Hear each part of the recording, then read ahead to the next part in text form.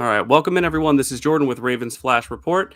Um, Take two for this live stream. Having some technical difficulties. My microphone was not recording, so we're trying this again. Not really sure what the issue was, but hopefully we got it fixed. Anyway, yeah, just wanted to come in and kind of talk about the game, what we saw last night, what we would have liked to seen, and basically how this entire Baltimore Ravens team, other than Lamar Jackson, is letting the fan base down. And it's a bummer because this is a situation where the Lamar's starting off the season at a historic pace. He's leading the league in multiple categories, and it feels like the rest of the team is not up to snuff, right? And we're going to get into the defense. We're going to get into some of the areas where the team is not meeting the expectation, and they're certainly not contributing at the level that Lamar Jackson is. So, a quick shout out that I wanted to give to some of the guys that we're not really going to talk about too much in this game, but did have a big impact from when I mentioned in the preview game, and that is Tyler Loop and Jordan Stout. So I mentioned in the preview that field position could and should play a major factor in this game, and I mean it ended up not mattering, unfortunately, because of the defense of the Ravens. But Loop has struggled so far with putting his kickoffs in the target area and either making them returnable or, not shorting them or anything like that. And he did fantastic at that in this game. Tyler Loop and the rest of the punt team, I mean, they downed him inside the 5 twice. And both times, unfortunately, the defense let him out of it and they went right down the field and scored. So, but special teams 100% did their job. And a couple of times Rasheen Ali, he almost broke one for a touchdown, and that would have been a huge momentum shift that the Ravens could have used. But a lot of these things that we can attribute the running game, we can try to contribute to the injuries of Matabike. The pass rush, we can try to attribute some of that to the injury to Kyle Van Noy, but realistically, that's an excuse. That's copium. So, is Matabike great in the middle? Of course he is. Do I think they would have gotten 224 yards on the ground and 4 rushing touchdowns with Matabike in there? Probably not, but who knows? And as far as Kyle Van Noy, I mean, yeah, he's been good, but he's not one of these guys where he should be necessarily leading the team with guys like Adafe Owe, with guys like Tavius Robinson, and Travis Jones, even the rookie Mike Green. And it's just unfortunate that we really have not seen anything from this Ravens defense that even gives us a slight impression of improvement. We saw the game from Roquan Smith and Kyle Hamilton last week against the Browns, which, great. You did it against the Browns offense and Joe Flacco. Obviously, that doesn't necessarily mean that you're going to be able to do that against, a top 5 offense like the Lions.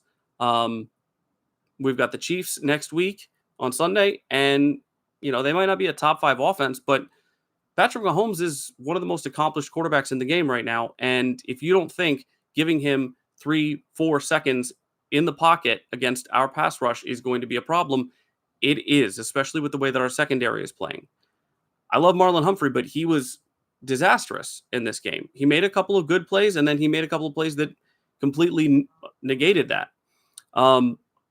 Nate Wiggins, he played well. He had a couple of pass breakups. TJ Tampa, a couple of good plays, but the middle of this defense is so soft and open that tight ends, pretty much any crossing routes, anything going over the middle in that middle zone area, it's free pickings. And I don't see, unless we change that dramatically and schematically, I don't see us improving on the defensive side of things because we're leaving ourselves wide open.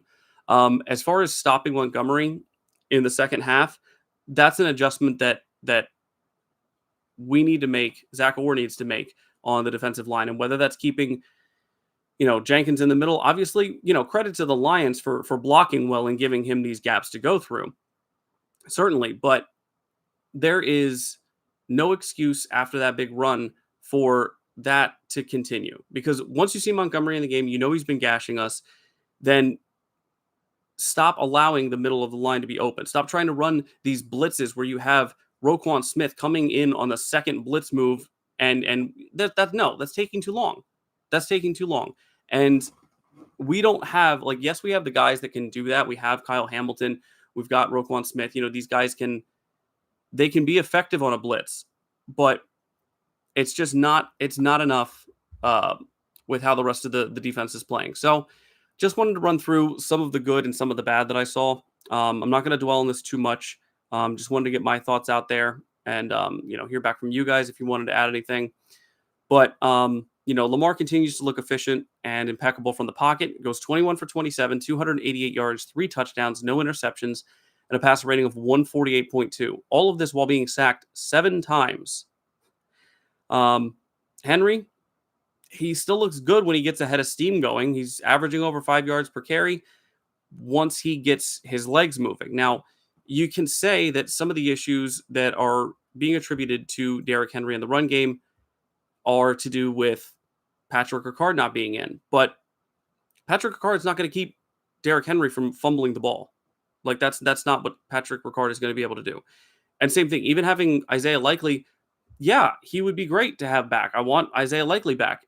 But we're the number 1 scoring offense, and we're still 1-2. So I don't think the issues are having Patrick Ricard and having Isaiah Likely. They might keep the offense on the field more and more consistent and everything, sustain drives better. But our issue is not scoring. Our issue is keeping other teams from scoring and losing momentum horribly. Some of the other things, Mark Andrews, obviously he looked better in this game. He still doesn't look fast. He looks like he's definitely lost a step or two. But his hands looked really well. It looked really good, and he was able to separate for some chunk plays and obviously the 2 touchdowns. But it just kind of sucks that his coming out game for this season happened to be in such an embarrassing loss. I do like the variety of pass catchers that were getting involved. It wasn't just dominated by 1 or 2 players.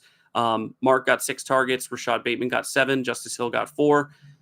Zay Flowers getting 3 targets and none in the first half is, I don't want to say concerning, but it's interesting play calling. We'll say it that way.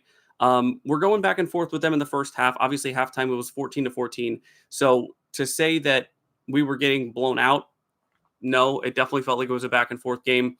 And it wasn't until the fourth quarter that things started to kind of slip away from us and we started to make some mistake-prone football. But overall, I feel like the ball was spread around pretty well. I do feel like, our total rushing attempts, 19, which feels incredibly low. And I understand that the pressure on Lamar was one thing, but if Lamar is getting pressured that bad, maybe try to scheme for him to take the ball a little bit more or work some stuff out, like where you have Justice Hill, he making him have some moves or whatever. Justice Hill had no carries in this game. He had 4 targets and 3 receptions for 45 yards. Great, but he didn't have a single carry in this game. And if you're telegraphing what you're doing by who you have in there, you're making the Lions' job easier on defense, especially for that defensive line.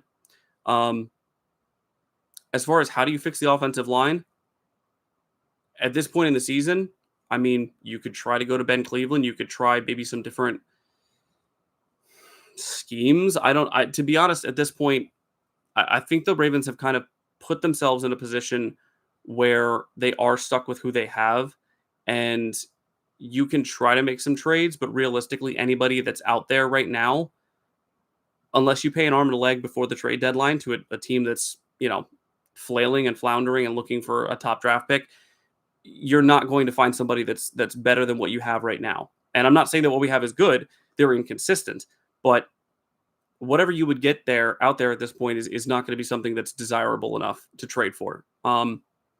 So getting back to the run game and Derrick Henry, are the fumbles a problem? Yes. Is it? To me, it actually reminds me of when Lamar Jackson earlier in his career sort of felt like he had to take over a game when they would either be down or the game would be really close later on. And he felt like he sort of had to take over the game and do everything himself. And that led to him fumbling. and overextending. And I feel like not that Henry's necessarily doing that intentionally, but I feel like because because the use of Henry was so inconsistent in this game, especially late in the game, he doesn't have a rhythm to get into, and the blocking was bad later in the game because the Lions defense was they were just I don't know what they told him, but they basically just told him, pin your ears back and go after everybody in the backfield because the Ravens kept trying to use these long developing routes and it was not working for us. That's why Lamar's hanging in the pocket for too long. That's why he's holding on the ball for too long. Yes, he could have thrown the ball away, but at the end of the day, the Ravens were just not setting up his passing routes or any of his receivers to get the ball out quickly, which is what they needed to do. And so for Todd Monken to not see that by the third and fourth quarter, it is a bit concerning. It's a bit alarming, only because again, this is an issue that the rest of the teams in the league are going to see. And regardless of whether we put up 30 points, 40 points, 50 points, if they can adjust to it and they can cause turnovers and they can, force Lamar into bad throws or whatever. We got lucky. Even though Lamar has 9 passing touchdowns and 0 interceptions, there was 2 that easily could have been picked off. And I mean, Derrick Henry's almost was too. I thought it was at first, but it just seems like when Derrick Henry's not getting enough usage and he's not getting consistent usage, he seems to be a bit of a liability. Also the sleeves. Why is he wearing sleeves? They look slick. And it's still hot. I don't know. You don't need the warmth. I don't know. That's just a personal thing for me. I didn't play running back, certainly not at the NFL level, so I'm not going to talk about that. But let's get into we already touched on some of the stuff that was quote unquote the bad in this game, but the offensive line was constantly overmatched in the run game and pass protection. There was plays where the offensive line looked decent. There were no series where, if I'm calling it like a boxing match, there are no series where I'm like, the Ravens offensive line won that exchange for an entire series. So that's where we're at that. And that's, we already spoke about how to you're not going to get anybody else in here that's worth their salt. The defensive line, it looks 100% different without Matabike in there, and it's definitely going to be taken advantage of by every other team in the league after what they showed against the Lions. And this is kind of, I put out a poll earlier today about sort of who was most at fault, and a lot of people really looked at the run defense. 224 yards on the ground, 4 rushing touchdowns, and there was just, because of the blocking and the way that the Lions, Jenkins had a couple of good plays in there for sure, and they called his name a couple times. But the middle of that defensive line, I'm sure you guys saw it if you watched the game, there was like 8-9 times where it was just like the parting of the Red Sea and just guys going right through the middle. And it's frustrating to watch, and it's frustrating because there isn't really a quick fix on this. This isn't something where it's like when other players, they talk about popcorn, where it's like, oh, this guy had a bad play, and then this guy had a bad play, and this guy. It wasn't like there was an entire thing that was a problem. It was one player making a bad play, and then a different player on a different play making a bad play. This is the whole team on different plays making mistakes or getting at least outcoached and outblocked. And with the injuries that we're seeing in the team right now to these key positions and teams taking advantage of those positions and those injuries, I don't see a quick fix for the Ravens defense on that, especially not the defensive line. The pass rush, they can't get home quickly, and they're going to get destroyed by quarterbacks who can get the ball out quickly. Patrick Mahomes is one of them. And, the Chiefs offense right now, it doesn't look fantastic, right? It looks pretty bad, but that doesn't, it reminds me of an AFC North game already, because it doesn't seem to matter how they do against other teams. When they play us, they seem to play us harder than they play other teams, or at least we seem to not play well against them. So, but us getting absolutely no pressure on Golf, or not no pressure, but like not any reasonable pressure on him. No sacks, not getting to him quickly enough, giving him time to throw in the pocket. I said in the preview again, it's like, if you give Jared Goff time, he will shred you. And we saw that. There were absolutely no coverage sacks in this game. Yeah, and then I mentioned it earlier, but the middle of our zone and our defense is completely wide open on almost every pass play.